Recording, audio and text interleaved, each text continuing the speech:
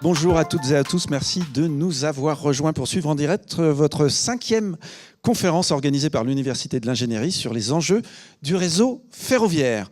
Comme vous le savez, cette nouvelle émission, non conférence, est consacrée à la formation aux défis auxquels SNCF Réseau doit faire face et devra faire face en matière de compétences. C'est en compagnie de Pierre Gibes, directeur de l'UDI, que nous démarrons ce direct et cette conférence. Pierre, nous abordons aujourd'hui la fin d'un cycle de conférences. Quel premier bilan vous avez envie d'en tirer ? Tout d'abord, bonjour à tous. Je suis très heureux de vous accueillir ici dans la salle et à distance à cette conférence. Effectivement, cette conférence est la 5e et la dernière d'un cycle, un cycle qui a démarré en octobre 2023 et un cycle dans lequel nous avons exploré les enjeux du ferroviaire. On a parlé d'exploitation, on a parlé de maintenance, on a parlé de conception d'infrastructures, on a parlé de changement climatique et de résilience au changement climatique. Et là, on conclut par un terme qui nous est cher à nous, à l'Université de l'Ingénierie, qui est le défi de la formation et des compétences. Et donc, je suis très, très heureux de pouvoir terminer ce cycle sur ce thème-là. Quelle place revêt aujourd'hui l'UDI dans le dispositif des formations SNCF Réseau ? Alors effectivement, et je pense que nos intervenants en parleront, mais le dispositif de formation de SNCF Réseau est assez large. Nous nous adressons vraiment au public de l'ingénierie. Donc on est sur les sujets d'ingénierie du réseau ferroviaire, spécialement, enfin en particulier pour le public interne SNCF Réseau, mais on est aussi dans une démarche d'ouverture à des partenaires de l'entreprise élargie, donc des entreprises de l'écosystème et du domaine ferroviaire. Oui, je vous en prie. Oui, dire qu'en termes de formation, donc notre catalogue est assez riche parce qu'on a environ plus de 260 formations dans notre catalogue. Pas que des formations techniques. Alors non, beaucoup sur des sujets techniques, mais pas que, parce qu'effectivement, on a aussi des formations managériales, parce qu'il faut accompagner les experts, les techniciens et les ingénieurs dans leur management au quotidien. Et donc, on a développé une offre spécifique pour ça, qui s'est fait de manière itérative au fil des années. Et on a également une offre en ingénierie pédagogique et en ingénierie de formation, parce qu'on a d'excellents techniciens, d'excellents experts qui ont envie de transmettre leurs compétences et qui ont envie de transmettre leur savoir.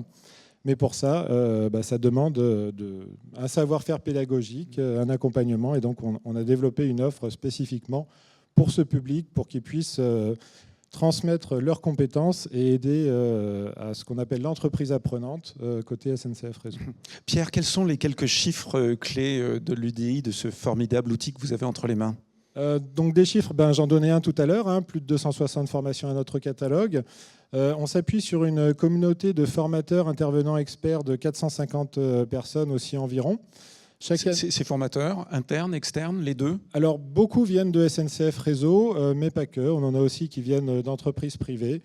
On a également des retraités qui ont des savoir-faire particuliers. Donc, on travaille avec une communauté d'experts vraiment large. D'autres chiffres, pardon ? Oui, d'autres chiffres. Donc, 700 sessions de formation l'année dernière, en 2023, et pour accueillir environ 7000 stagiaires. 7000 stagiaires sur des formations courtes, parce que un de nos partis pris pédagogiques, c'est la modularité, donc des formations qui durent 2 jours et demi en moyenne. Ça monte en puissance ou vous avez atteint un maximum d'accueil aujourd'hui ? On continue notre développement. Après, j'imagine que c'est comme tout, un jour ça s'arrêtera. En tout cas, on a encore beaucoup de partenaires qui nous font confiance et qui viennent vers nous pour développer des formations. Donc, si on développe des formations, ça fait une activité qui augmente. Si je vous entends bien, Pierre, toutes ces formations, elles ne sont pas réservées aux seuls salariés SNCF Réseau. Non, tout à fait. Depuis 2 ans, on est dans une démarche vraiment d'ouverture de nos formations aux partenaires de l'entreprise élargie. C'est ainsi que qualifie, on va dire, l'ensemble des partenaires de la filière, Mathieu Chabanel, le directeur de SNCF Réseau. Et donc, on est là aussi pour accompagner la montée en compétences de la filière et donc en ouvrant un maximum de formations et dans plus en plus de formations. Et je suis heureux de vous annoncer ce soir que nous ouvrons des formations en signalisation, donc en génie signalisation, donc sur les études signalisation, à partir du mois d'octobre. D'accord, c'est bientôt. Oui, bientôt, le mois d'octobre. Alors, ça peut peut-être paraître loin pour certains qui ont des besoins immédiats, mais en tout cas, nous, ça a été une longue démarche et un long travail avec les métiers pour ouvrir ces formations. Ça va concerner beaucoup de monde ? Potentiellement, oui. La signalisation, c'est quand même un des grands enjeux du ferroviaire, au moins dans la dizaine d'années à venir. Donc, je pense que ça peut concerner beaucoup de monde. Et peut-être un deuxième exemple de formation. En partenariat avec Omnifer, on a également développé des formations sur les missions d'assistance à maîtrise d'œuvre travaux. Et on a le premier module qui est en train de se tenir actuellement, et un deuxième module aussi sur les aspects sécurité qui aura lieu ici à l'UDI en octobre. Donc, très bien, merci. Une actualité beaucoup. Assez riche. Oui, une actualité riche. Et puis, Pierre, on aura le plaisir de vous retrouver au moment de la conclusion de cette conférence. Avec merci grand plaisir. Beaucoup. Et très bonne conférence à tous. Alors, comme vous l'avez compris, on va, durant l'heure à venir, nous intéresser aux nombreux enjeux en matière de compétences et de formation auxquels doit faire face SNCF Réseau. Je vous propose donc de poursuivre nos débats en compagnie de notre première invitée. Il s'agit de Missou Youn. On peut l'applaudir.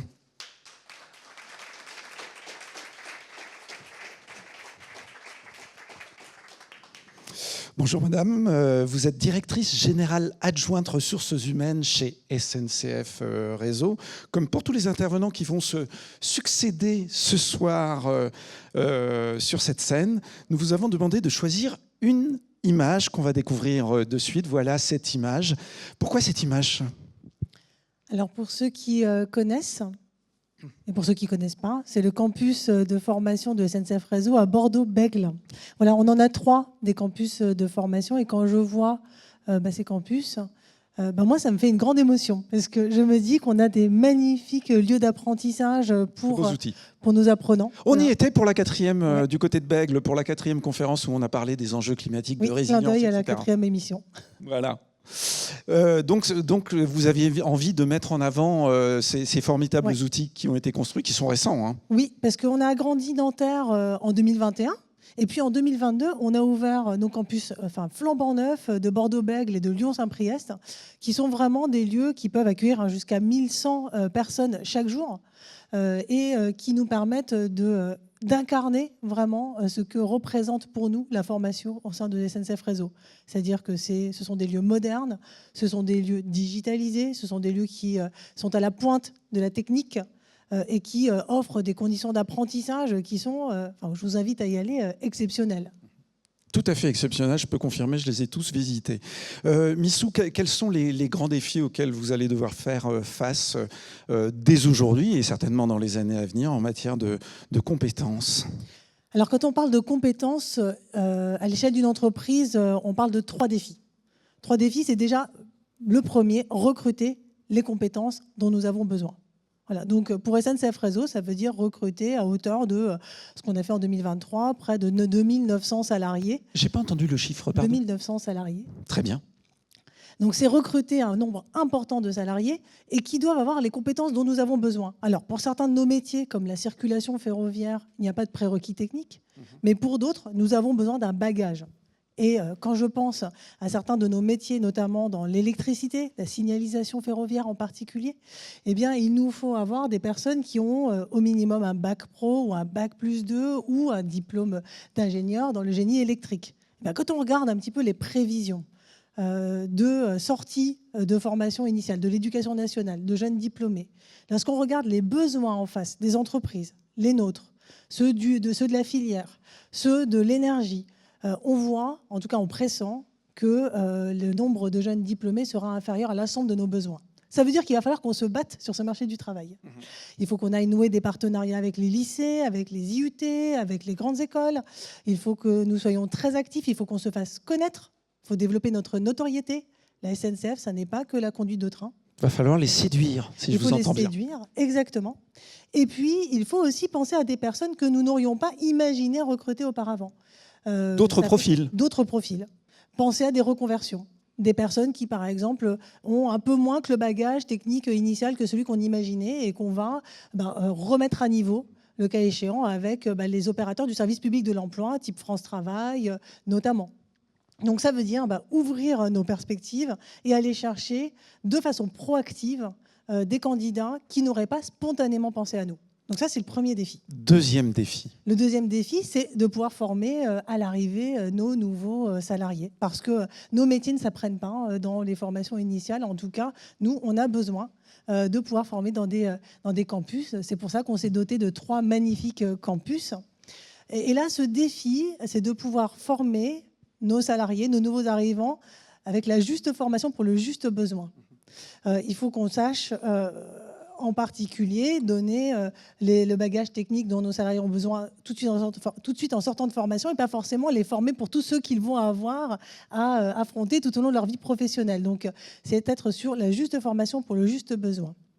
Et quand on parle de ça, ça veut dire quand même qu'on forme très longtemps malgré tout. Et ça peut durer plusieurs mois. Ça va de 4 mois jusqu'à 24, 26 mois de formation. Et alors, pour nous, l'enjeu, c'est de les retenir. Oui. De leur donner envie de rester avec nous tout au long de ce processus d'apprentissage. Parce qu'au fond, quand on regarde un petit peu nos départs dans l'entreprise, nos salariés ils nous sont fidèles. Le moment où nous avons le plus de risques de les perdre, c'est dans les premiers mois. Et donc ce moment en formation, entre la formation et l'établissement, ce moment de l'apprentissage où on commence à apprendre tous les fondamentaux du métier, c'est bien les moments aussi où nos futurs salariés se posent la question de est-ce qu'ils ont bien envie de rester dans cette entreprise. Ces moments de formation des jeunes salariés, enfin des jeunes ou des moins jeunes salariés que vous recrutez, est-ce que ce sont des moments qui peuvent leur faire un peu peur parce que ça les oblige à être mobiles, à s'éloigner de chez eux ? Alors, on fait tout pour que ça ne leur fasse pas peur et c'est pour ça qu'on les accueille dans les meilleures conditions, que les campus travaillent avec les établissements pour qu'il y ait bien une alternance théorique et pratique. Mais oui, ce sont des moments qui sont exigeants. Ce sont des moments qui sont exigeants et c'est dans ces moments-là, finalement, qu'on a les moments de vérité. Est-ce que j'ai envie de travailler durablement dans cette entreprise ? Donc nous, notre enjeu, c'est effectivement de donner envie de travailler durablement chez nous. Et quand on suit ces formations, on obtient forcément un titre, un diplôme, une reconnaissance. Et oui, c'est ça qui est très bien parce que finalement, pour avoir envie de tenir jusqu'au bout de ces formations, il faut aussi qu'on ait une forme de gratification. La gratification, c'est évidemment de pouvoir travailler, mais aussi potentiellement d'obtenir un diplôme. Et c'est pour ça qu'on a mis en place une stratégie de titrisation de nos formations. Ça veut dire que sur nos principales formations d'acquisition, donc acquisition de compétences, eh bien à la fin, on sort avec un titre qui donne un équivalent bac ou bac plus 2 sur le marché du travail, qui est reconnu. Le troisième défi. Le troisième défi, c'est former tout au long de sa carrière professionnelle. Parce que notre promesse très très forte chez nous, SNCF Réseau, c'est que quand vous intégrez notre entreprise, vous avez un parcours riche, diversifié. Et il faut savoir que chez nous, 50% des cadres ont été recrutés exécution ou maîtrise. Ça, c'est notre promesse. Ça veut dire qu'il faut qu'on puisse offrir tout au long d'un parcours des possibilités de développement de compétences, d'accès à un niveau de poste plus élevé en l'occurrence. Et ça s'incarne à travers nos campus évidemment, mais c'est forcément une alliance entre l'établissement, ces formateurs d'entreprise, nos campus également, et puis potentiellement des organismes de formation externes. Ce qui veut dire qu'il faut inciter les salariés tout au long de leur vie à suivre des formations et à se remettre en cause quelque part. Complètement, à continuer de développer leurs compétences, soit pour progresser, soit pour se mettre à jour des nouvelles techniques, par exemple, ou bien des nouveaux enjeux auxquels nous, entreprises, on fait face. Évidemment réglementaire, évidemment, vous en avez parlé lors de la précédente conférence, les enjeux de développement durable. Donc il faut qu'on acquiert en interne ces compétences. Les compétences aussi en matière d'informatique et notamment d'IA. En IT, d'intelligence artificielle, complètement. Vous avez parfaitement raison. On va poursuivre. Est-ce que, à vos yeux, la formation est donc une sorte de facteur de fidélisation des salariés ? C'en est un. En effet, nous avons une vraie culture de développement des compétences chez SNCF Réseau. Et c'est parce que justement, on sait qu'associé à ce développement des compétences, on peut progresser au sein de l'entreprise. Quand on regarde aussi, à l'inverse, les principaux motifs de démission des entreprises, en général, ce qui arrive en premier, c'est le parcours professionnel. Eh bien, chez SNCF Réseau, on offre un parcours professionnel. Et pour répondre à cette ambition, eh bien, nous offrons un appareil de formation qui est à la hauteur des besoins. On investit massivement, plus de 9% de notre masse salariale. Pour ceux qui ont quelques références au sein des autres entreprises, c'est très important. Oui, c'est beaucoup plus ? Ah oui, c'est très important.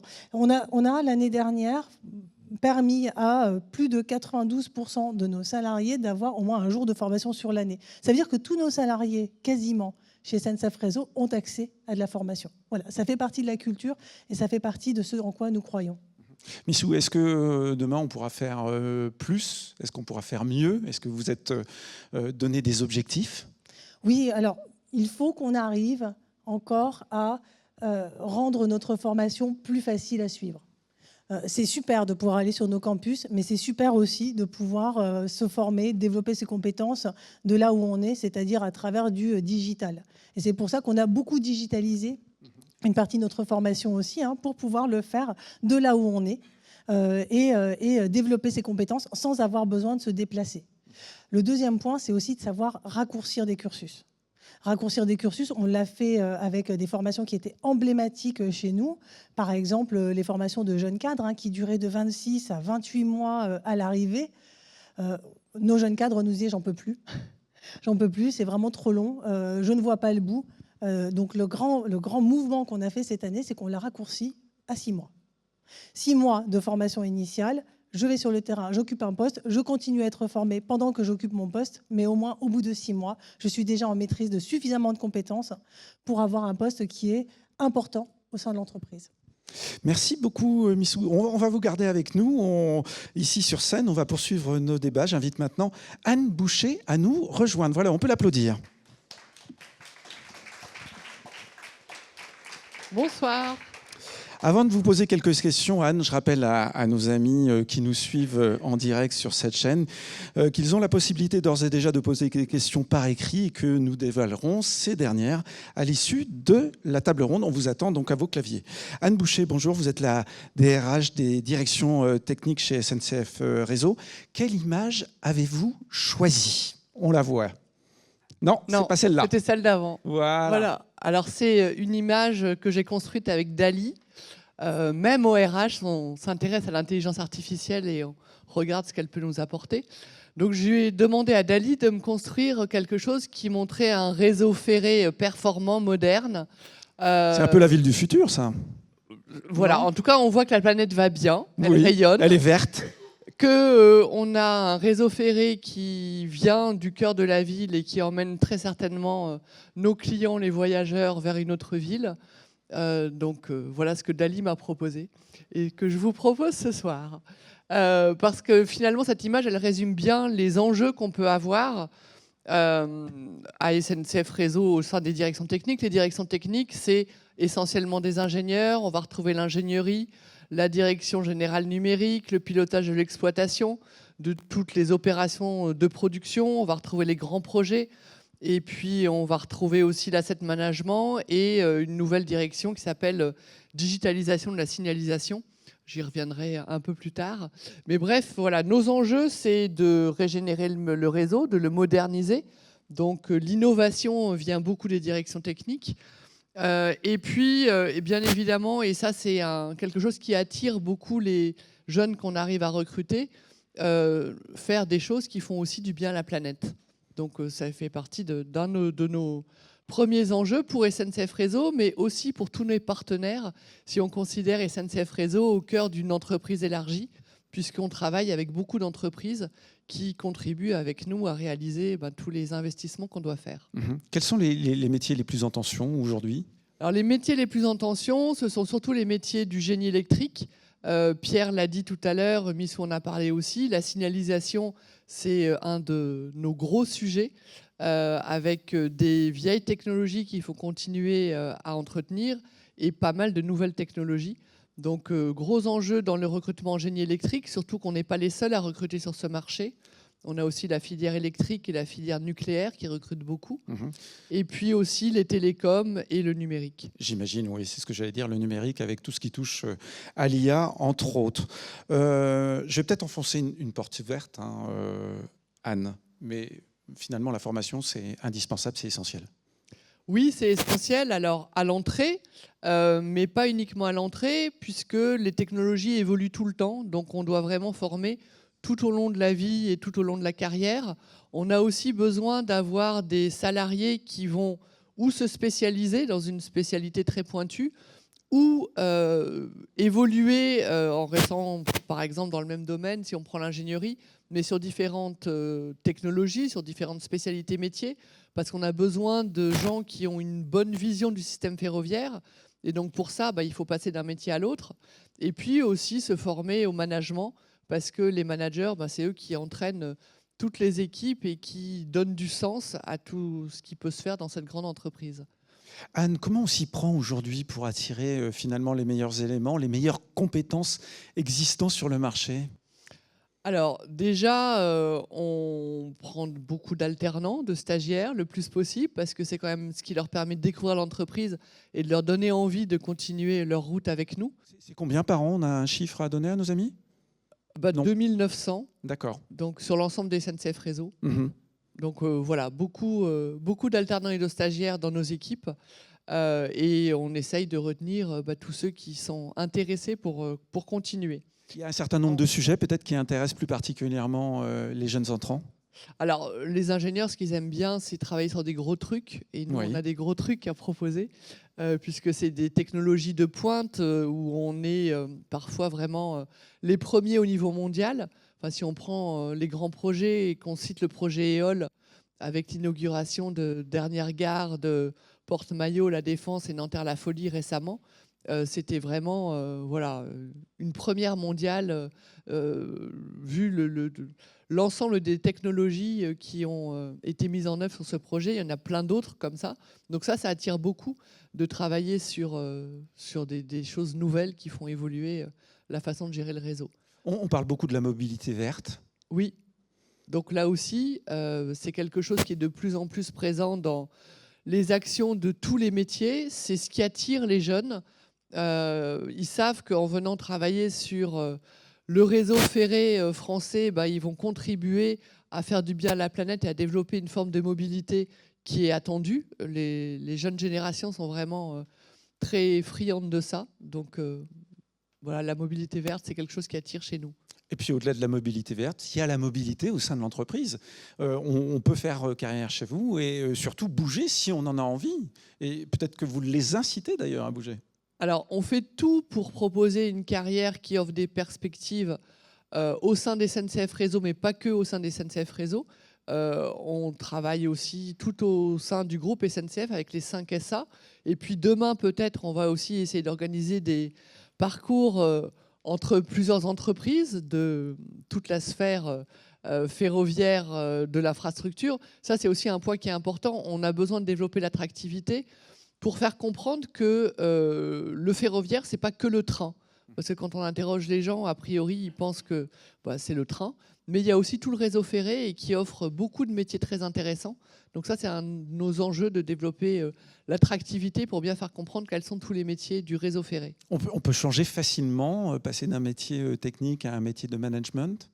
Alors, d'un métier technique à un métier de management, oui. Après, nous, RH, ce qu'on fait aussi beaucoup, c'est mettre de l'huile dans les rouages pour pouvoir changer de périmètre, d'entité, favoriser la mobilité au sein de l'entreprise entre les différentes entités. On a des chiffres qui argumentent cette réalité. Est-ce que ça bouge suffisamment aujourd'hui ? Est-ce que vous êtes vraiment demandeur à ce que ça bouge plus, à ce que les gens soient plus mobiles et même dans leur métier ? Alors aujourd'hui, il y a de la mobilité facilement au sein d'une entité. Si on prend la mobilité d'un périmètre à l'autre, on est en gros sur 10% de mobilité. Et c'est quelque chose qu'on essaye de développer plus. En général, ça demande beaucoup de travail parce que c'est de la dentelle d'organiser un parcours professionnel. Donc voilà, ça prend du temps. Est-ce qu'il y a un gros turnover chez vous ou est-ce que les collaborateurs se sentent tellement bien qu'ils n'ont pas du tout envie de vous quitter ? Alors au sein des directions techniques, le turnover est de 1% environ. C'est très faible. Parfois un peu, oui, c'est très faible. Donc on se dit que c'est parce que les gens sont bien chez nous. On voit aussi au travers de notre baromètre annuel que là, ces dernières années, on s'améliore tous les ans. Donc c'est que ça se passe bien pour eux. Et on souhaite que ça continue. Il y a aussi à la SNCF une culture de la gestion de carrière qui est vraiment ancrée depuis longtemps. Et donc ça permet aussi d'accompagner les gens en fonction de leur projet professionnel, de les aider à le construire. Et on ouvre les portes des endroits où les gens pourraient aller en fonction de leurs intérêts. Donc voilà. Est-ce qu'on a aujourd'hui encore une suffisamment grande féminisation de vos métiers? Est-ce qu'il y a suffisamment de femmes? J'en ai 2 sur scène, donc je suis particulièrement heureux. Mais est-ce suffisant? Non, c'est pas suffisant. Alors, la grosse difficulté qu'on a, c'est que les écoles d'ingénieurs cibles dans lesquelles on recrute, il y a en gros 18 à 21% de femmes, ça dépend des années, ça bouge. On arrive quand même depuis plus de 3 ou 4 ans à recruter entre 30 et 35% de femmes. Donc on a une politique qui est vraiment volontariste et on incite les managers à compétences égales à recruter plutôt une femme qu'un homme. Donc là, on a beaucoup d'actions pour développer le recrutement de femmes, la féminisation des métiers. Et puis, on suit leur carrière et leur évolution en responsabilité de manière très proche pour leur donner le plus de chances possible. Et nous aussi, pour féminiser le plus rapidement possible le haut de la pyramide hiérarchique. Bien sûr. On va vous garder avec nous, Anne, si vous le voulez bien. Notre 3e intervenant travaille à la Fédération des industries ferroviaires, la FIF. Il s'agit de Jean-Jacques Mogoro. Merci de l'applaudir. Bonjour. Bonjour Jean-Jacques, j'espère que vous êtes en forme. Ça va. Ça va. Ou c'est un petit ça va, ça? Non, c'est un ça va. J'ai couru depuis SNCF Réseau pour un pot d'un ancien... Pour être là à l'heure? Voilà. Ah d'accord, ok. Ça va. Bon, prenez votre temps, mettez-vous assis si vous le souhaitez. Vous êtes donc directeur du pôle industrie à la FIF. La FIF qui est la Fédération des industries ferroviaires. Comme Anne et Miso, vous avez sélectionné, vous avez sélectionné vous aussi une image. Cette image, la voici, on va la découvrir. Merci. Qu'est-ce qu'elle dit, cette image? Pourquoi un tel choix? Alors, pour moi, elle dit 3 choses.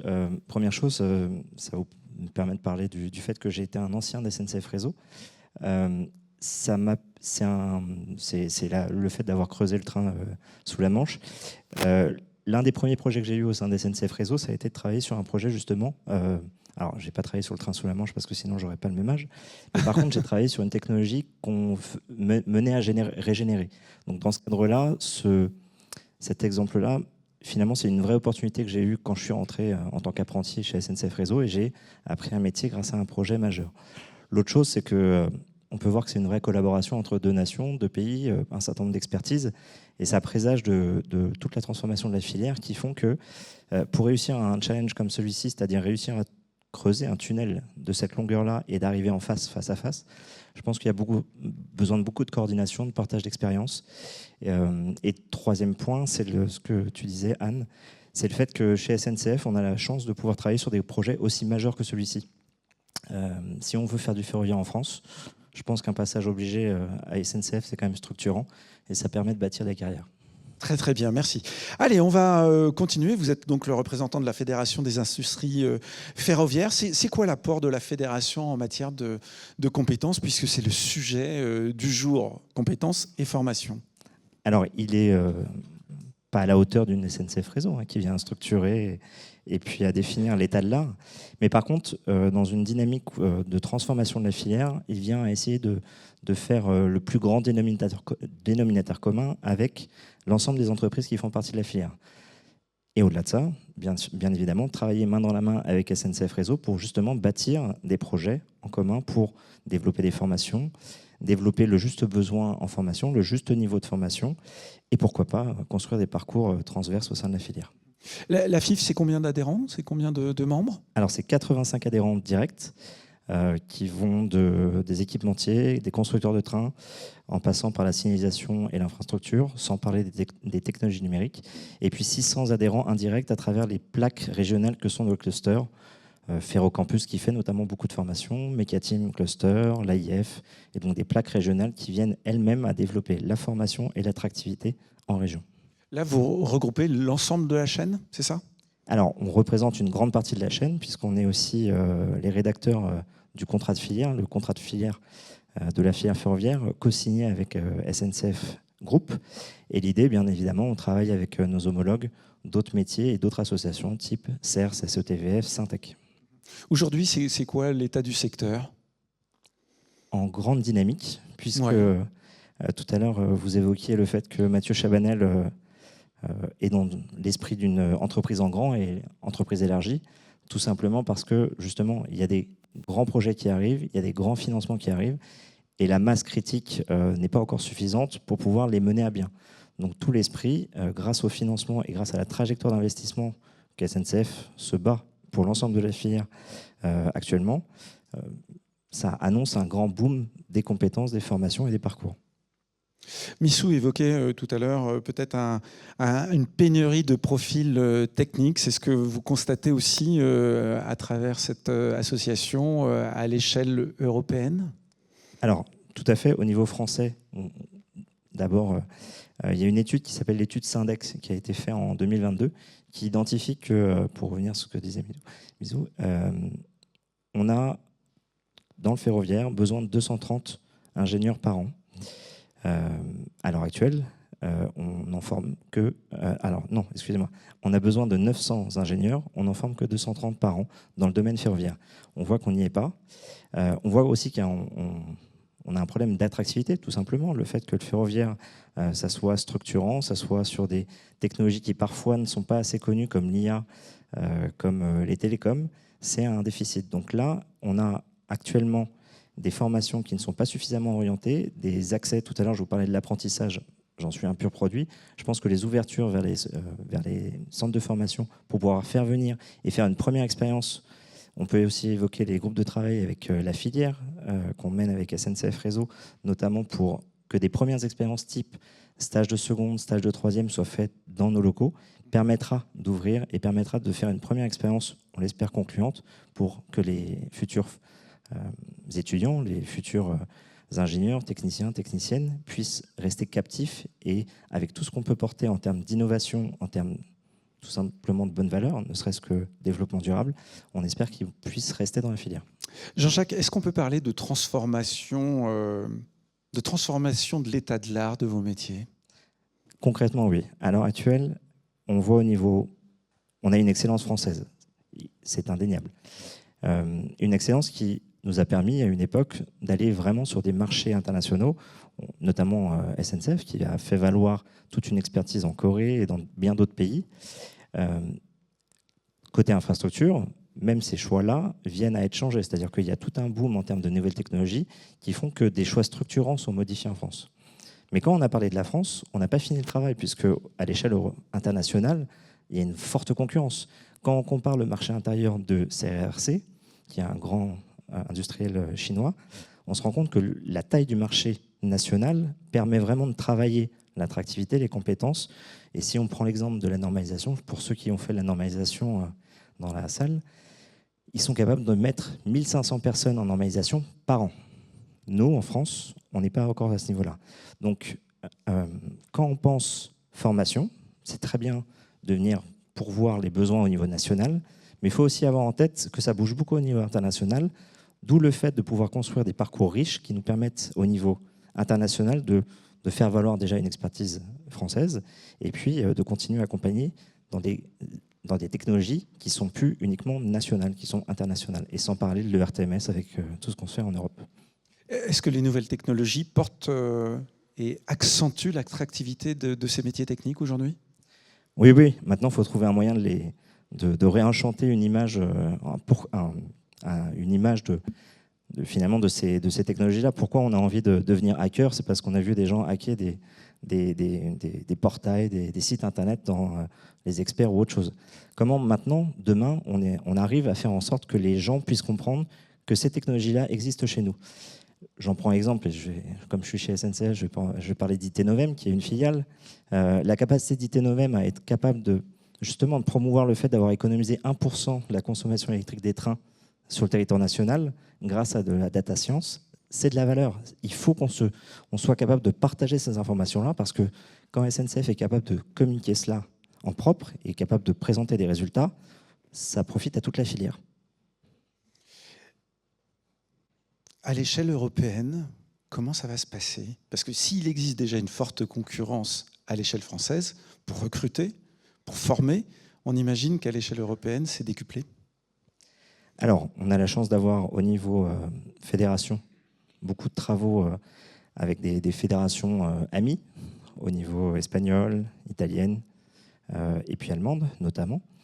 Et bien évidemment, au niveau européen, des discussions se font dans un certain nombre de milieux, ne serait-ce que la Commission, et des projets sortent de terre. À l'heure actuelle, la technologie et les standards qui sont développés au niveau européen permettent de parler d'une seule voix. Donc maintenant, l'avenir, c'est de faire monter en résonance toute une génération, une jeune génération, qui va pouvoir, à partir de ces références-là, pouvoir travailler en symbiose, quels que soient les pays, et parfois quelles que soient les structures. On a beaucoup parlé au niveau européen, ça existe depuis une trentaine d'années maintenant. Erasmus, est-ce que c'est quelque chose qui peut se traduire dans le domaine technique, dans le domaine des formations techniques et dans le ferroviaire? Alors, au niveau étudiant, bien évidemment, c'est ce que je disais à l'instant, c'est qu'il faut, bien évidemment, au niveau des langues, on a des pays différents, mais ce genre de dispositifs qui peuvent être mis à l'échelle doivent se baser sur de la coopération et de l'humain. On en a beaucoup parlé là, en tout cas c'était en filigrane. Je pense que le côté échange humain et puis prochaine génération ne se passera que par des grands dispositifs, des grands projets dont on aura des explications dans quelques secondes.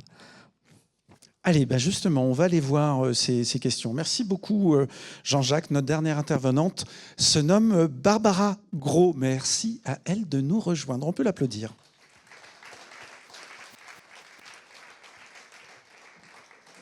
Barbara, bonjour. Vous êtes responsable des affaires européennes et internationales de la RH pour le groupe SNCF. Alors, je rappelle bien sûr à nos amis qui nous suivent qu'ils doivent nous poser des questions. On les attend ici pour pouvoir les poser en direct. On va découvrir de suite l'image que vous avez sélectionnée. Barbara, pourquoi alors elle va apparaître. Voilà, en régie, on va nous la projeter. Voilà, c'est un panel de photos, d'images, ouais, de schémas. Il y en a beaucoup, il y en a partout. Je vais en parler. Allez-y. Alors, je parlerai d'abord de l'Europe, de l'Union européenne. Quel est le rôle donc de l'Union européenne par rapport à la formation aux compétences? Alors, l'Union européenne n'a pas de compétences de légiférer dans ce domaine, mais l'Union européenne est là pour appuyer, pour coordonner et compléter les actions des États membres. Et donc, dans le domaine de la formation et des compétences, l'Union européenne fait des programmes et des plans qui servent à renforcer les compétences, qui servent à répondre aux besoins du marché de l'emploi et qui vont aussi promouvoir l'apprentissage tout au long de la vie. Je vous laisse poursuivre, pardon. Oui, donc je viens maintenant sur Erasmus. On en a déjà parlé. Fameux Erasmus. Effectivement, Erasmus, c'est le programme le plus connu, le plus reconnu en Europe par rapport à la formation. On le connaît par rapport aux échanges des étudiants, les étudiants qui font des études dans d'autres pays. Erasmus a quand même un budget très important pour la période qui nous concerne actuellement, c'est la période 2021-2027, c'est 26,6 milliards d'euros. C'est presque le double par rapport à la période d'avant, de 2014 à 2020, qui était de 14,7 milliards. Je vous laisse poursuivre, de nous faire découvrir ces différentes photos. Alors, donc, quelques actions que fait la Commission par rapport à la formation. Donc, j'ai mis European Years of Skills, c'est l'année européenne des compétences. Donc, la Commission choisit des années européennes. Donc, on a eu l'année européenne du rail en 2021. Et là, c'était en 2023. Ça a commencé le 8 mai 2023 jusqu'à cette année, au 9 mai 2024. Donc, c'est pour promouvoir le sujet des compétences au niveau des États membres. Et certains métiers en particulier ou pas? Non, ce n'est pas certains métiers et ce n'est pas certains secteurs non plus. Ça, c'est vraiment pour tous les États membres et tous les sujets où les compétences ont une certaine importance. Un autre exemple, alors là, ça devient plus concret, c'est il y a un pacte de compétences. Donc, en fait, la Commission, elle sollicite différentes parties prenantes à travailler ensemble, que ce sont des autorités nationales, locales, les partenaires sociaux, les entreprises et aussi les universités et les instituts de formation à travailler ensemble. Et là, on a dans ce pacte de compétences aussi les plans sectoriels. Oui. Et voilà, donc un plan sectoriel. En fait, un plan sectoriel pour les compétences. La commission, elle sélectionne tous les ans des secteurs où elle pense que c'est un secteur qui va avoir besoin de compétences, qui va avoir besoin de main-d'œuvre. Et en fait, il existe une inadéquation des compétences, donc de l'offre et de la demande. Et depuis 2016, la Commission a choisi 28 secteurs et le secteur ferroviaire était sélectionné en 2020 parmi 6 autres secteurs. Ce qui veut dire que derrière, on a mis en place une sorte d'un plan d'action, des objectifs. Et, voilà. Et donc, il y a dans ce plan pour les sectoriels, il y a une alliance sectorielle pour les compétences. Et cette alliance sectorielle pour les compétences dans le ferroviaire s'appelle STAFFER. Très bien, voilà STAFFER. Voilà, et STAFFER, c'est un acronyme qui veut dire Skills and Training Alliance for the Future of European Railways. En traduit, ça veut dire c'est une alliance pour les compétences et la formation de futurs ferroviaires en Europe. Et là, on a retrouvé dans ce projet les principaux acteurs ferroviaires. Voilà, on les voit là. Donc, il y a 31 partenaires. Alors, d'un côté, c'est des universités et des instituts de formation. Il y en a 15. Par exemple, pour la France, il y a Estaca, il y a le CNAM, il y a le CESI. Et puis, côté industrie ou côté entreprise, il y a 16 entreprises, il y a 8 qui représentent, je vais commencer par nous, qui représentent les entreprises ferroviaires et les gestionnaires d'infrastructures, et 8 autres qui représentent l'industrie ferroviaire, comme par exemple Alstom, FIF, etc. Alors, STAFFER a un budget. Oui, il est conséquent. Venez vous asseoir. Il est conséquent. C'est 4 millions oui. pour 4 ans. Donc, le projet a commencé le 1er novembre 2020. Il va se terminer cette année au 31 octobre. 4 millions, la SNCF en a 85 000, un petit peu. Et donc, avec ce budget, les partenaires travaillent ensemble pour remplir les objectifs de STAFFER. Et les objectifs sont multiples. Il s'agit d'abord d'identifier les compétences dont on va avoir besoin. Ensuite, comme on a dans notre alliance aussi, évidemment, des universités ou des instituts de formation, donc de préparer des programmes de formation. Un sujet dont je vais parler aussi tout à l'heure, c'est la mobilité des apprentis, des salariés, des étudiants. Et un autre sujet, c'est on va travailler maintenant vers la fin pour une stratégie à mettre en place, à définir et la mettre en place, parce que même quand le projet STAFFER va avoir terminé, on veut quand même avoir une stratégie au-delà, donc 4-5 ans au-delà. Et puis, dernier point qui n'est pas le moindre, et vous l'avez cité, je pense, tous et toutes, qui vont dire ça comme ça, c'est améliorer l'attractivité du secteur ferroviaire. Ça, c'est le grand enjeu. Ça, c'est un grand enjeu, ouais. Très, très bien. On vous garde avec nous, Anne, si on a fait, Barbara, pardon, si on a fait le tour. On a déjà des questions de nos amis. Une première, quelle démarche est mise en place pour capitaliser sur l'humain en aidant les collaborateurs à construire un parcours professionnel qui leur permet d'avoir de la visibilité sur les années à venir? Quelle démarche? Je vous laisse le micro, peut-être. C'est une question hyper longue et je ne suis pas sûre d'avoir compris. La question est longue. Quelle démarche est mise en place pour capitaliser sur l'humain en aidant, ça c'est une partie peut-être de la réponse, en aidant les collaborateurs à construire un parcours professionnel? Quelle visibilité! C'est peut-être la problématique, c'est que quand on Oui, rentre non, chez mais vous, oui, c'est de oui, se oui, projeter j'étais en train de dans réfléchir. 10 ans, dans Ouais, 20 bien ans, dans sûr. 30 ans. Non, mais déjà, le premier point, en effet, c'est de capitaliser alors, sur l'humain, mais aussi sur les compétences acquises pour permettre à la personne de se projeter dans un parcours professionnel. Et c'est vrai que quand au sein d'une entreprise comme la nôtre, on a 150 métiers différents potentiellement, oui, il n'est pas facile de pouvoir s'orienter et se dire quelle est l'étape d'après.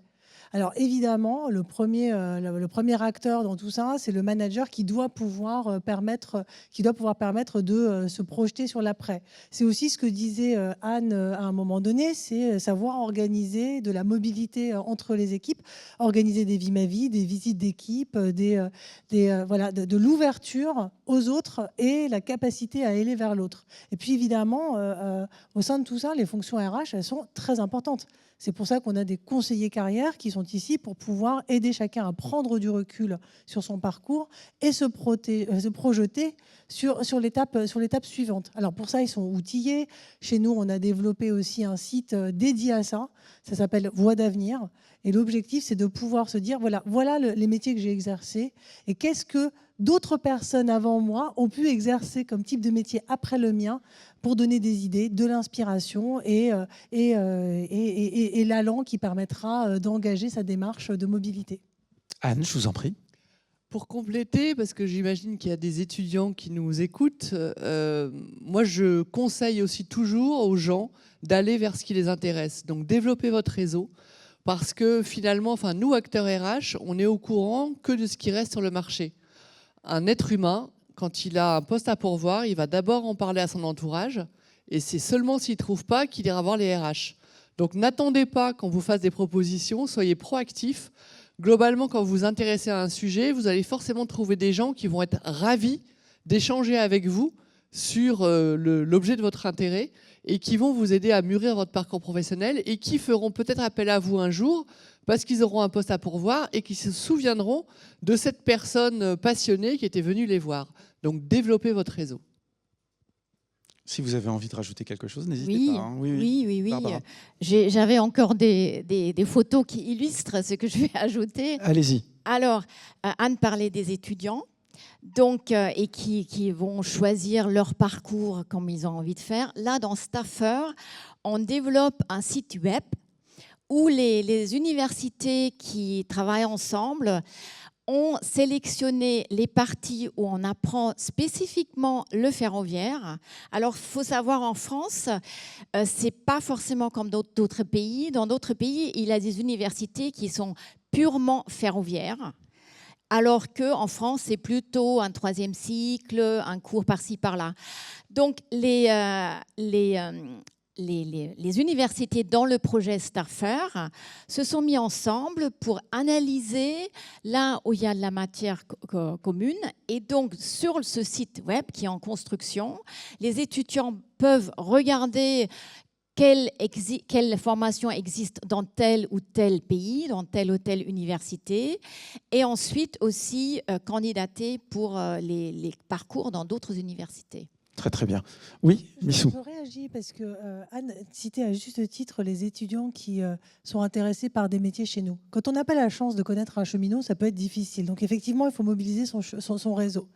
Mais on a aussi lancé cette année une plateforme d'ambassadeurs qui est hébergée sur My Job Glasses et où vous trouverez plus de 160 ambassadeurs de SNCF Réseau qui prendront du temps pour échanger avec tous ceux qui ont envie de connaître leur métier. Donc si la signalisation ferroviaire, ça ne vous dit rien, et je vous comprends, vous pouvez prendre contact avec un essayeur, avec un opérateur signalisation, avec un technicien qui va vous expliquer comment il en est arrivé là, quelles ont été ses études auparavant et comment aujourd'hui il exerce son métier. Pareil sur la circulation ferroviaire, pareil sur tous les autres métiers qu'on a au sein de SNCF Réseau. Allez voir My Job Glasses, vous y trouverez des ambassadeurs qui ont envie de partager avec vous ce qui les a amenés chez nous. Alors, je rappelle à nos amis qui sont présents dans cette salle, bien sûr, qu'ils peuvent poser des questions. Donc, vous levez la main, on vous apporte un micro et puis n'hésitez pas à intervenir ou tout simplement à témoigner si vous préférez témoigner. J'ai une question là. Est-ce que le système, alors je ne sais pas ce qu'on entend par système, n'attend pas trop du dispositif de formation là où les là où les acteurs des établissements ont un peu, entre guillemets, lâché l'affaire. Alors, je ne suis pas du tout d'accord. Vous avez le droit. Je ne suis pas du tout d'accord. Parce que notre système de formation, il s'appuie vraiment sur un triptyque qui est le campus de formation, les formateurs d'entreprise et au-delà de ça aussi, les personnes qui vont accompagner en double, par exemple, sur un poste et qui vont transmettre aussi leurs compétences au fur et à mesure. Et ce qu'on voit aujourd'hui, c'est que ce système en entier, il fonctionne. Il fonctionne. Donc, moi, je vois des établissements investis. En l'occurrence, et si tel n'était pas le cas, je me ferais fort de leur rappeler qu'il est important de s'investir. Oui, Anne. Et pour compléter, il y a aussi des formations pour lesquelles on a des formateurs occasionnels, donc c'est des salariés qui s'investissent et qui consacrent du temps pour former des nouvelles personnes qui arrivent. Et c'est quelque chose qu'on valorise. Pour nous, c'est une compétence aussi, cette pédagogie, et qui leur sert pour la poursuite de leur carrière. Donc on développe vraiment tous azimuts plein de formes possibles. Alors j'ai encore une remarque qui se termine par une question. Les agents en direction centrale se sentent peut-être bien, mais en établissement, il est de plus en plus difficile d'avoir du personnel. Comment faire pour les embauches et surtout garder les gens par rapport à nos concurrents? Alors ça, effectivement, quand je suis arrivée, il y a quelques années, on me disait c'est très difficile de recruter, on manque de personnel, ça ne fonctionne pas, etc. Moi, ce que j'ai vu, c'est que depuis 2022, on met vraiment la gomme sur les recrutements. Et on a fait qu'augmenter chaque année nos volumes de recrutement. C'est passé par des campagnes de communication très fortes. Comme on le disait, on a un déficit de notoriété, c'est-à-dire qu'on ne nous connaît pas assez. Donc il faut faire savoir qu'au sein de SNCF Réseau, on recrute. Il faut aller chercher les gens sur les réseaux sociaux, sur le digital, faire remonter nos offres sur les job boards, les sites qui collectent les offres d'emploi. Il faut avoir une vraie stratégie. Et ce qu'on a pu démontrer ce faisant, c'est que nous réussissons à recruter à hauteur des besoins. Donc en 2022, on a eu un pic historique de recrutement. En 2023, on a eu un pic historique de recrutement. En 2024, on compte bien à nouveau refaire le même grand chelem. Alors oui, en effet, on a des métiers sur lesquels il faut qu'on revoie notre stratégie. On a dû revoir de fond en comble notre manière de recruter, notre manière de parler de nos métiers, notre manière de revoir tout, notre manière de recruter aussi, de parler aux candidats, de leur présenter nos offres, d'être plus clair sur le salaire, sur le lieu d'embauche, sur les conditions de travail. Tout ça, ça nous a permis aujourd'hui, d'une part, de mieux recruter, et d'autre part, de faire diminuer les départs des salariés qu'on observait jusqu'alors dans les premiers mois. Voilà, donc en se donnant les moyens, en croyant aussi dans notre histoire, et en croyant vraiment à ce que notre entreprise a à offrir, on y parvient. On y parvient. Et les chiffres sont là.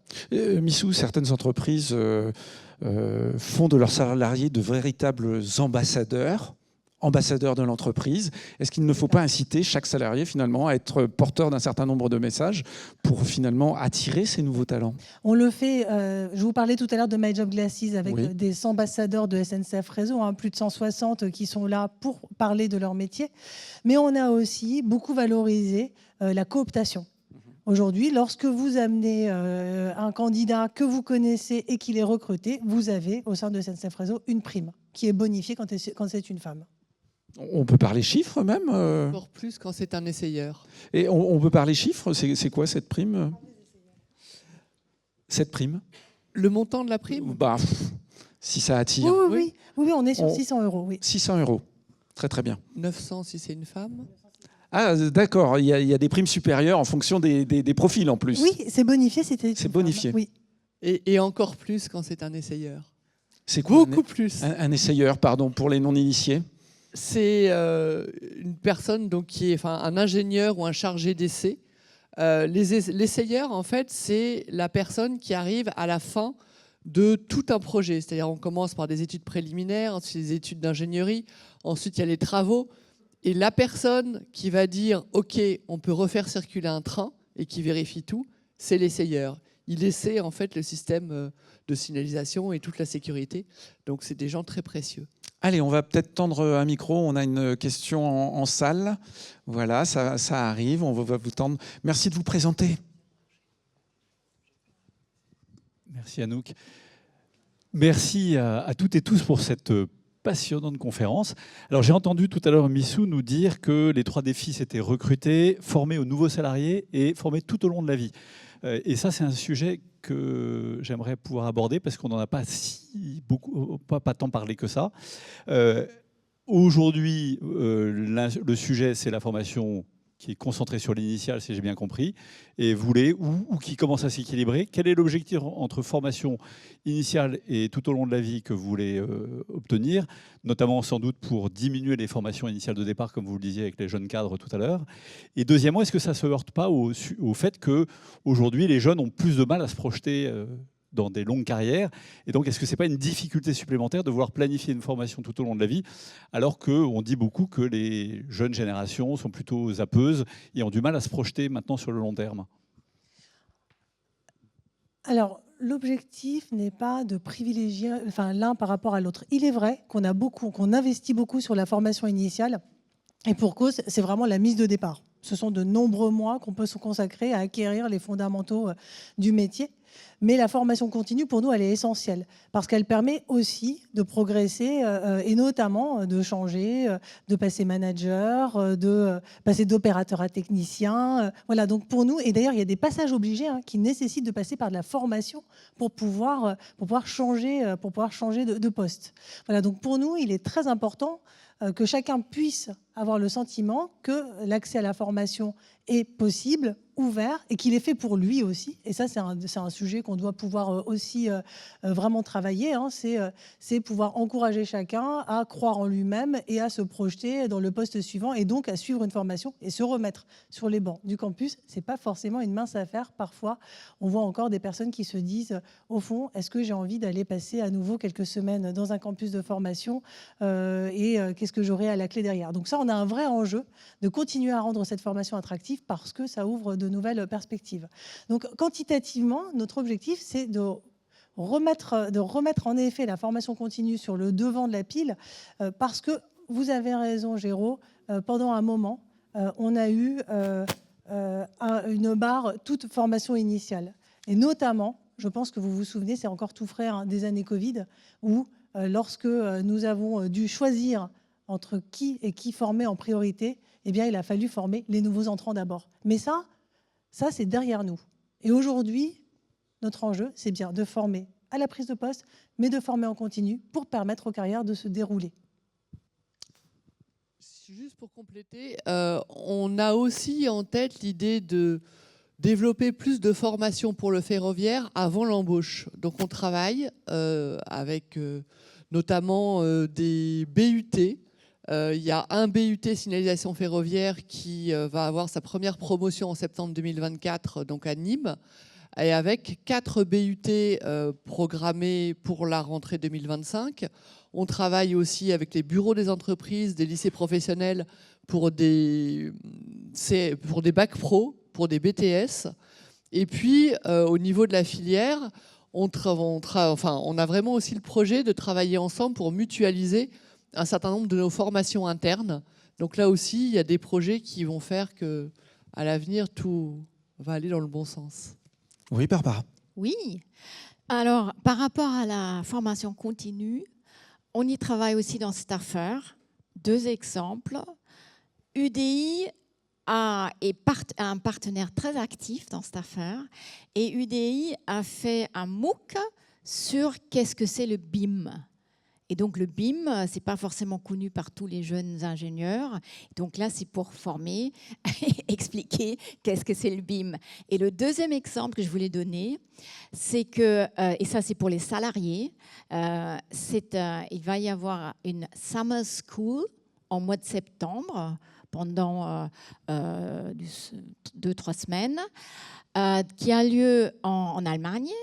À Bruxelles, on va visiter les institutions. En Allemagne, à Erfurt, à l'université d'Erfurt, à ProRail, c'est le gestionnaire d'infrastructures néerlandais, où on donne la possibilité à des jeunes cadres, enfin des jeunes ingénieurs, ou même Bac+3, Bac+5, qui ont 1 à 4 ans d'expérience, de savoir qu'est-ce que le digital a emmené dans le ferroviaire. Et donc, ça veut dire ERTMS, ça veut dire l'impact digital sur les capacités, etc. Et ça permet aussi, ce que disait Anne tout à l'heure, de créer un réseau de pairs. Voilà. Allez, on continue les questions. La fin des aides à l'embauche pour les contrats de professionnalisation va-t-elle influer sur le nombre d'alternants recrutés chez SNCF Réseau à la rentrée ? Fin de ces contrats de professionnalisation? Non, ça va influer sur nos recettes, mais pas sur nos ambitions de recrutement et encore moins sur le fait de proposer aux nouveaux entrants des titres qui amènent à une certification reconnue sur le marché du travail. Donc non. Pas d'influence. Quels sont les enjeux et risques pour les campus de formation de SNCF Réseau vis-à-vis des nouvelles directives européennes et notamment la fin de l'agrément de nos structures ? Ça, c'est quelqu'un qui travaille au sein d'un centre de formation. Je vois que c'est quelqu'un de très informé. Peut-être que Barbara peut parler de la directive STI-OP qui nous amène à, en effet, revoir un certain nombre de choses, y compris dans le monde de la formation ferroviaire. Ça veut dire qu'en effet, l'agrément EPSF n'est plus obligatoire, de l'établissement public de sécurité ferroviaire. D'accord. Donc on n'a plus besoin d'avoir cet agrément. En fait, voire même ça tombe. Et ça veut dire qu'il va falloir qu'on mette en place un système de formation qui répond à un cahier des charges et à des normes qui nous permettront à nous d'être à niveau du niveau de sécurité et de compétences que nous nous fixerons nous-mêmes. Donc voilà, donc on va avoir ce gros travail de refonte de nos cahiers des charges pédagogiques, de revue pour vérifier qu'ils correspondent à nos standards cibles. Mais au fond, on était déjà très bien structuré pour le faire. Voilà, donc c'est un chantier qui est devant nous, mais dont on sait que nous le relèverons largement. C'est moins finalement pour nos propres campus qu'on se pose la question que pour les appareils de formation que nos prestataires sous-traitants vont eux-mêmes utiliser, que nous aurons à nous harmoniser pour se donner le même standard, les mêmes objectifs et le même niveau de compétences conjointement, vous et nous. Allez-y. Non, moi je ne suis pas à ce niveau-là. Mais non, quand même, ce qui est important quand même par rapport à la législation européenne, c'est que la STI-OPE, c'est un règlement. Et contrairement aux directives où il y a une adaptation, une transposition dans la réglementation nationale, ce règlement s'applique tel que. Si je veux poursuivre ce que tu disais, on a un vrai sujet de filière, encore une fois. SNCF sera bien préparé, ils ont les infrastructures, ils ont les formateurs, ils ont le terrain de jeu, si j'ose dire. Maintenant, est-ce qu'on aura le même niveau ? Oui, on l'aura, puisqu'on est déjà en train de discuter avec SNCF Réseau pour essayer d'avoir le même référentiel et faire en sorte que tous les sachants de ce métier-là, de ces formations-là, restent les sachants par rapport à peut-être une trop forte compétitivité avec de nouveaux rentrants qui n'auraient pas le même niveau de compétences. Donc on va s'armer, on va continuer un travail de filière ensemble. Alors, on a une remarque d'un internaute. Aux USA, les campus de formation sont associés à des centres de recherche. Pourquoi ne pas faire finalement la même chose chez nous ? Pour cette personne, c'est une perte d'énergie incroyable. Qu'est-ce que vous en dites, Anne, puisque cette remarque vous était destinée ? Alors, on a peut-être des campus de formation qui sont juste des campus de formation, mais on a à SNCF Réseau tout un réseau d'experts qui est animé et qui travaille sur tous les sujets d'innovation et de recherche. C'est le réseau Synapse, où on a beaucoup de salariés des SNCF Réseau qui en font partie, même si c'est un réseau mixte avec d'autres SA du groupe. Le pilotage est quand même... SNCF Réseau est très présent dans le pilotage du réseau Synapse, son animation, la façon dont il vit. On vient de revoir là récemment la raison d'être du réseau Synapse. Donc c'est quelque chose de très vivant. Et aujourd'hui, il est ouvert aussi aux filiales du groupe. Et peut-être, pourquoi pas, un jour, l'ouvrir à la filière. C'est quelque chose qui pourrait être tout à fait envisagé. Oui, je vous en prie, Jean-Jacques. Je veux dire que je pourrais revenir Non, pour compléter ce que vient de dire Anne, il y a l'exemple par exemple de Ferrocampus, qui est tout à l'heure je vous parlais d'un cluster. Oui. Ferrocampus a deux grandes dominantes, la formation et les sujets d'innovation. Ferrocampus, avec bien évidemment toute l'énergie des acteurs de la filière et notamment des SNCF Group, travaille sur le train léger innovant, achète des trains pour pouvoir faire des expérimentations et bien évidemment en adossant cela à une friche SNCF, c'est-à-dire des locaux pour faire des formations et des experts SNCF et pas que de l'industrie ferroviaire, ça permet en fait d'avoir d'un côté des formateurs, de l'autre des projets d'innovation. Et comme on a des projets d'innovation, tout de suite, ça permet d'expérimenter et de continuer à travailler les sujets techniques. En fait. C'est quelque chose qu'on peut multiplier ? Tout à fait. C'est peut-être une question de moyens après, non ? C'est une question d'investissement, oui. Oui, et d'investissement. y a le deuxième exemple que je peux rapidement vous donner, mais sur le RFN, sur l'infrastructure, Mecateam Cluster a la même dynamique. Mecateam Cluster qui a un certain nombre d'adhérents, notamment je crois SNCF, qui a un cluster territorial, ils ont des infrastructures sur lesquelles ils testent les nouveaux moyens de faire la maintenance. Et là aussi, ils développent toute une offre de formation pour pouvoir joindre l'utile à l'agréable, si j'ose dire. Allez, on reprend vous vouliez apporter une précision peut-être, Anne ? Oui, Missou me le rappelait, on a aussi des chaires, on a des partenariats de recherche avec des écoles. Donc on est vraiment en plein dans la recherche dans le domaine ferroviaire. Très très bien. Oui, monsieur, si vous pouviez juste vous présenter, merci. Alors, oui, mais on vous entend. Ça très très bien. François Anguilla, je suis actuellement RSSI à l'UDI. J'arrive tout juste à l'UDI. Effectivement, bon, j'ai un passif aussi dans l'enseignement, donc ça tombe très bien. J'ai un témoignage quand même, hein, parce qu'en fait, quand moi je rejoignais RFF, Réseau Ferré de France, à l'époque, en 2013, on disait effectivement qu'est-ce que tu vas faire dans cette entreprise-là, puisque le ferroviaire, effectivement, souffrait d'une image assez vieillotte. Donc depuis 2013, j'ai pu voir effectivement les évolutions et effectivement, j'ai découvert une diversité de métiers assez attrayants au sein de l'entreprise. Donc pour moi, c'est vraiment un lieu où plusieurs jeunes aujourd'hui peuvent trouver leur chemin. Il y a assez d'innovation dans cette entreprise-là. Donc pour moi, c'est vraiment un témoignage assez fort pour leur dire n'hésitez pas à venir. Ça, c'est la première chose. Comment vous expliquez qu'il y a un décalage entre l'image et vous, ce que vous vivez sur le terrain ? Ben, effectivement, parce qu'on parle ferroviaire, on dit ferroviaire, ce n'est que des trains. Et on voit un conducteur, et puis ça s'ouvre aussi de l'image des grèves, tout ça. Donc on a toujours cette image éculée de personnes qui ne travaillent pas. Ou qui n'aiment pas leur métier ? Qui n'aiment pas leur métier, voilà. Ah oui. Donc là, il y a vraiment ça à revoir pour qu'on sorte de ce cliché-là, parce que bon, ça date. Juste, il faut vraiment sortir de ce cliché-là. Ce cliché-là, il existe encore ?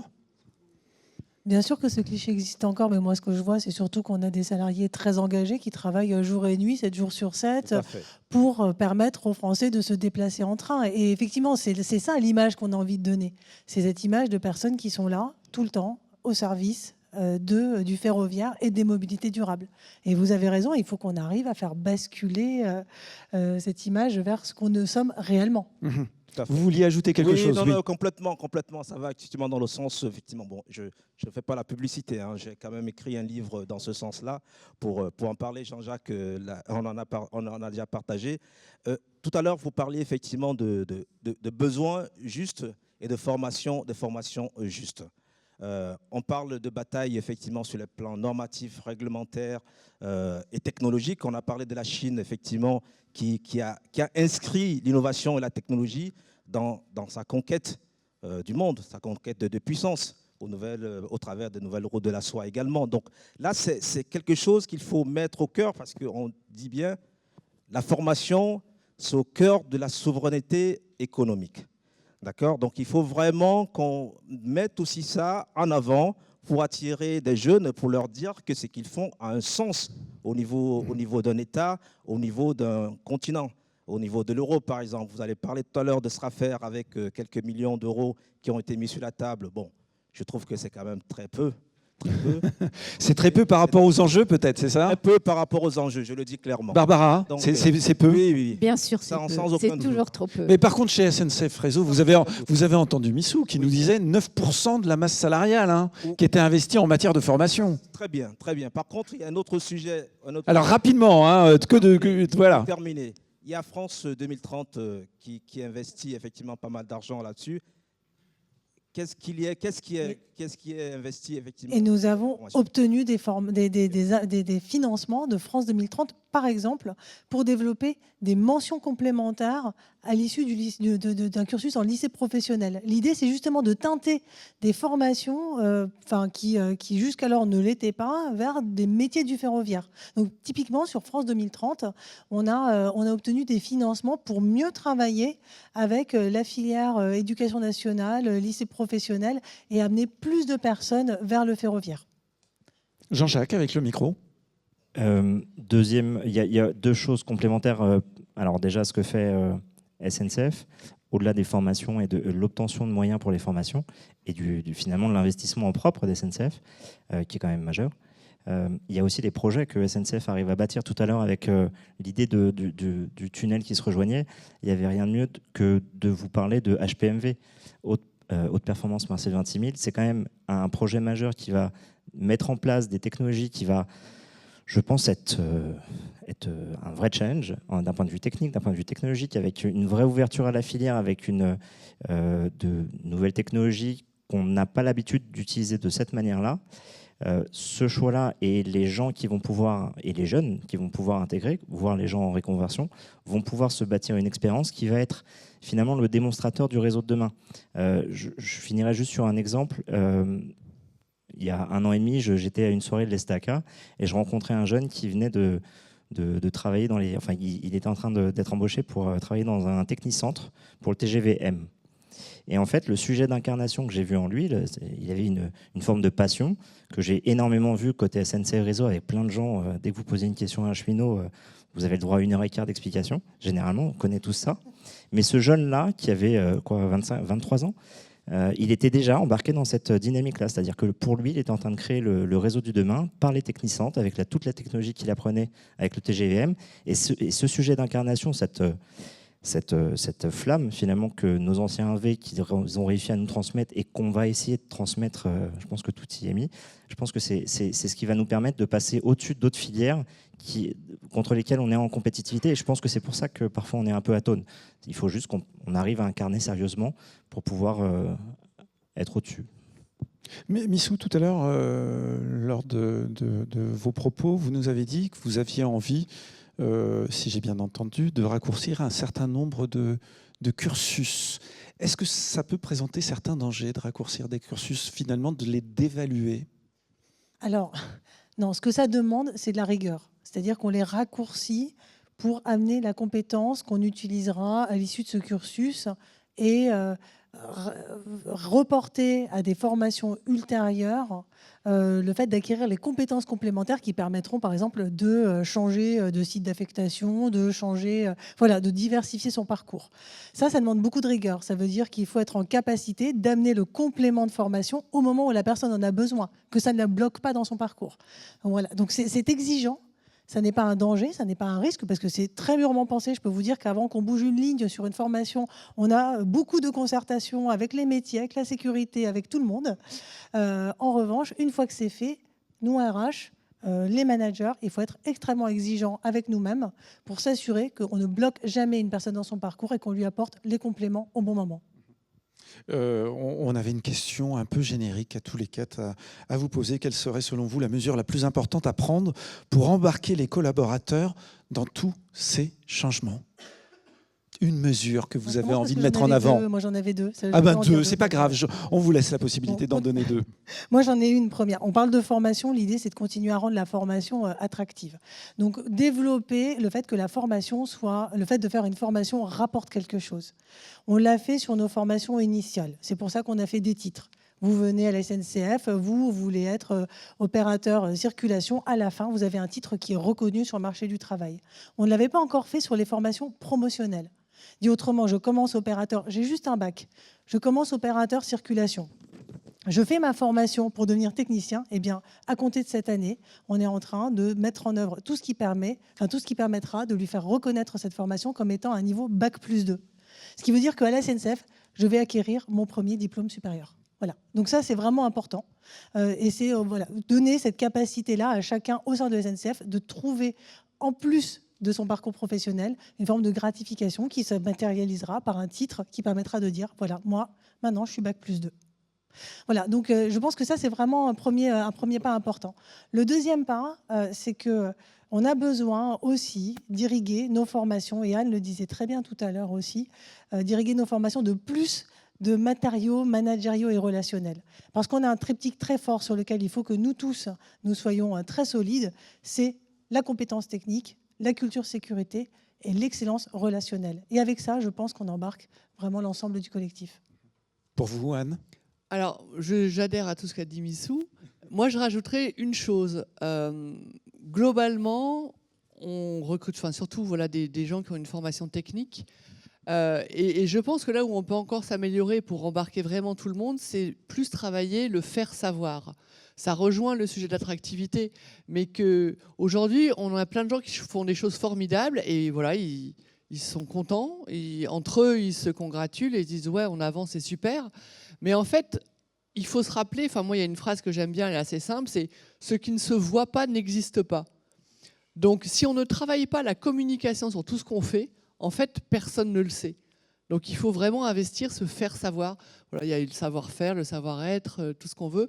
Le faire savoir, je pense que c'est un enjeu essentiel. Jean-Jacques ?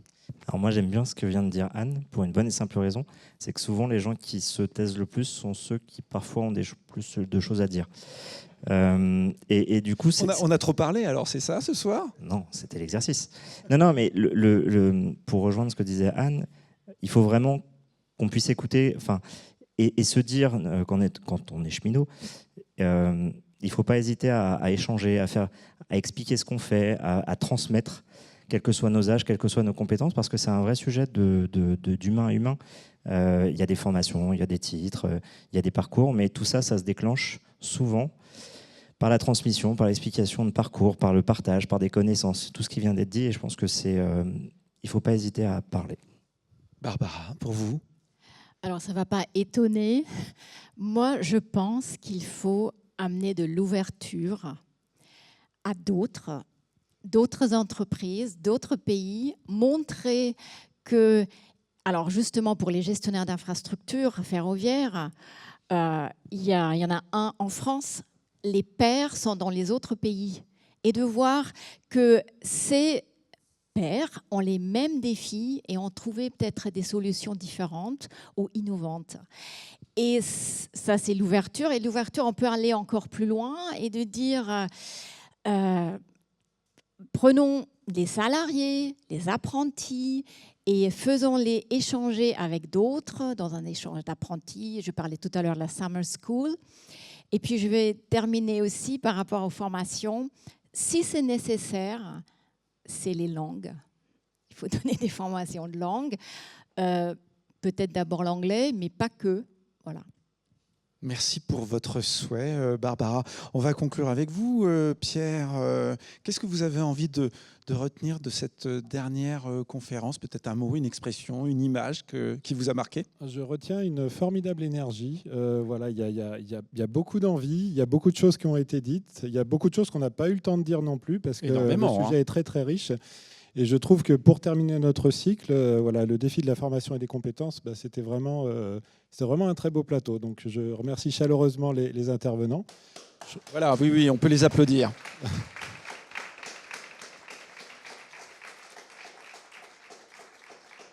Pierre, est-ce qu'il est prévu d'une manière ou d'une autre de restituer l'ensemble de ce cycle de conférences, de ces 5 conférences ? Vous m'ôtez les mots de la bouche, Olivier. Alors, oui, tout à fait. De quelle manière ? Effectivement, on a prévu donc la restitution de l'ensemble des conférences du cycle lors de la remise d'un livre blanc à l'ensemble des intervenants de chacune des conférences, donc de nos 5 conférences. Et cet événement aura lieu à l'UDI le 8 octobre. On parlait Je vous en prie. On parlait également de recherche, de doctorants. Et j'en profite pour vous annoncer que le 14 novembre, pareil à l'UDI, donc avec notre partenaire ICOS, on a un événement qui s'appelle Pitch d'Enfer, où des doctorants dans le domaine ferroviaire ont été sélectionnés et viendront devant un jury pitcher leur thèse, défendre leur thèse. Et donc, il y aura l'élection d'un gagnant. Ça se passera en public, ça ?